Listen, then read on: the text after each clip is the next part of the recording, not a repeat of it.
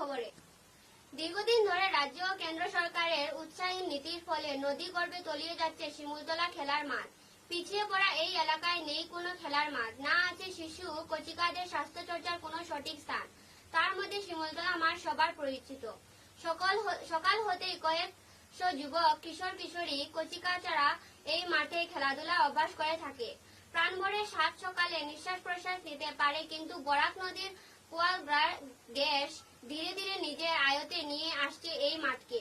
সবুজ ঘাসে ভরা প্রকৃতির সুন্দর পরিবেশে অবস্থিত এই মাঠের সংরক্ষণের জন্য কেউ কোনো ধরনের সঠিক ব্যবস্থা এখন পর্যন্ত গ্রহণ করেনি।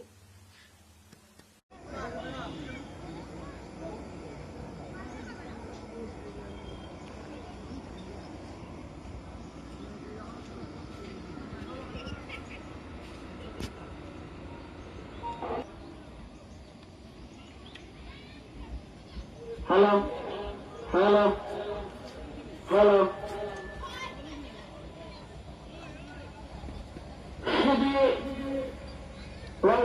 বক্তব্য শুরু নেওয়ার এবছর 9 নকআউট ফুটবল প্রতিযোগিতার আয়োজন করা হয়েছে। আর এই শুভ উদ্বোধনের মধ্যে যে দুটি দল অংশগ্রহণ করেছে এর মথুরামুখ